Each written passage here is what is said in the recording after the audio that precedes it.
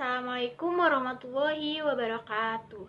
Halo teman-teman, kembali lagi dengan saya Dewi Yuliani. Di video kali ini, saya akan menjelaskan tentang kiat dan cara mempengaruhi anggota. Simak videonya ya. Smith menjelaskan ada 10 jenis taktik yang bisa digunakan dalam organisasi untuk mempengaruhi anggota. Yaitu yang pertama ada kekuasaan. Kekuasaan ini menjadi sebuah kekuatan yang akan menggerakkan organisasi yang dikendalikan oleh seorang pemimpin. Kekuasaan bila dimanfaatkan sebaik mungkin, ini justru bisa menjadi taktik seorang pemimpin untuk berhasil mempengaruhi lembaga atau organisasi. Adanya kekuasaan dalam suatu lembaga ini merupakan kelebihan, namun harus diwaspadai jika ini merupakan ancaman bagi organisasi jika manfaat kekuasaannya tidak sesuai dengan pedoman. Kekuasaan ini dimanfaatkan sebagai trik atau cara untuk mempengaruhi anggota atau orang lain. Yang kedua yaitu ajakan atau kondisi mempengaruhi orang lain dengan merayu, yang sering disebut juga sebagai persuasion rasional. Kondisi ini terjadi jika seorang pemimpin mempengaruhi orang lain dengan menggunakan alasan yang rasional atau mengungkapkan berbagai bukti nyata untuk mempengaruhi orang lain. Yang ketiga yaitu daya tarik inspirasional. Ini biasanya terjadi jika seseorang mempengaruhi orang lain atau anggotanya ketika menggunakan satu permintaan melalui proposal tertulis dalam bentuk yang sangat menarik untuk membangkitkan antusiasme atau gairah orang lain atau anggota yang akan kita ajak atau rekrut. Selain itu juga dapat memberikan penjelasan atau statement yang menarik yang menimbulkan hasrat keingintahuan orang lain. Yang keempat yaitu konsultasi.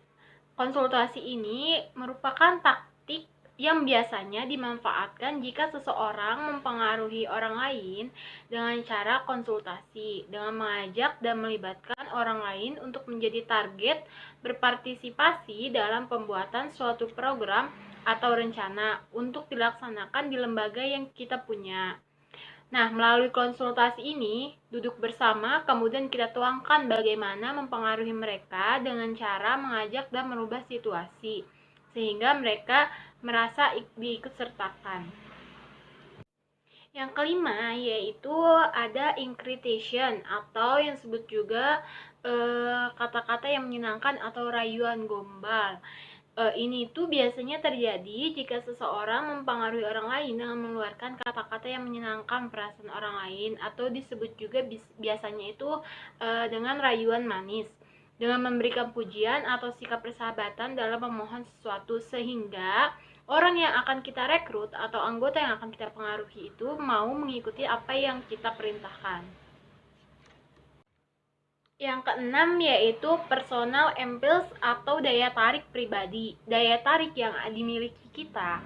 Nah, hal ini biasanya terjadi ketika seseorang mempengaruhi orang lain atau memintanya melakukan sesuatu karena merupakan teman atau sahabat atau dianggap loyal, sehingga seseorang itu sulit menolaknya karena ada daya tarik dari dirinya atau dari diri kita sendiri. Sehingga orang itu susah untuk berkata tidak dan mengikuti apa yang kita perintahkan. Nah, yang selanjutnya yaitu ada pertukaran. Artinya, seseorang mempengaruhi orang lain dengan cara memberikan sesuatu yang saling menguntungkan satu sama lain. Ketika kita meminta seseorang untuk mengikuti apa yang kita mau, kita juga harus memberikan imbalan. Nah, imbalan itu merupakan kemauan dari orang tersebut agar orang tersebut bersedia mengikuti apa yang kita perintahkan, makanya kita memberikan dia imbalan. Nah, yang kedelapan yaitu ada koalisi. Nah, koalisi ini bagaimana kita seorang leader meminta bantuan dari orang lain untuk membujuk mereka yang akan kita jadikan target dengan berbagai alasan agar mereka mau dan ikut melakukan apa yang kita inginkan, khususnya orang yang akan kita dijadikan target. Misalnya, saya meminta bantuan kepada teman saya untuk merayu atau membujuk target tersebut atau orang yang saya ingin ajak gabung dalam suatu organisasi atau lembaga. Lalu kita turut serta ikut, dan dia juga mematuhi apa yang akan kita perintahkan. Yang selanjutnya yaitu ada tekanan. Tekanan di sini terjadi karena leader mempengaruhi orang lain dengan menggunakan ancaman yang berulang-ulang atau permohonan, permintaan yang berulang-ulang kepada target yang akan kita jadikan bergabung dalam suatu lembaga agar dia mengikuti apa yang kita mau. Dalam kondisi sekarang, hal ini biasanya banyak dimanfaatkan oleh orang lain untuk merayu atau membujuk mereka untuk datang dengan kita sendiri. Kita juga pasti mengancamnya seperti ini akan berakibat ini akan berisiko ini akan mencelakai apa yang kamu inginkan.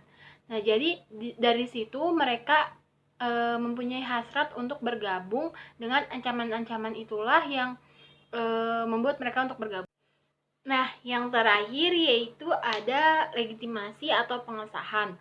Ini terjadi jika seseorang mempengaruhi orang lain dengan menggunakan jabatannya atau kekuasaan yang dimilikinya dengan mengatakan suatu permintaan dan sesuai dengan kebijakan suatu organisasi. Nah, seperti contohnya saya menjadi pemimpin. Saya meminta dia untuk mempengaruhi orang lain agar ikut serta dalam lembaga yang saya pimpin. Nah, itu yang disebut legitimasi. Karena saya menggunakan jabatan saya untuk melakukan hal itu, sehingga orang itu pun mau mengikuti apa kata saya. Nah, teman-teman, sekian penjelasan dari saya. Terima kasih sudah menonton video saya sampai akhir. Semoga bermanfaat. Kurang lebihnya mohon maaf. Wassalamualaikum warahmatullahi wabarakatuh.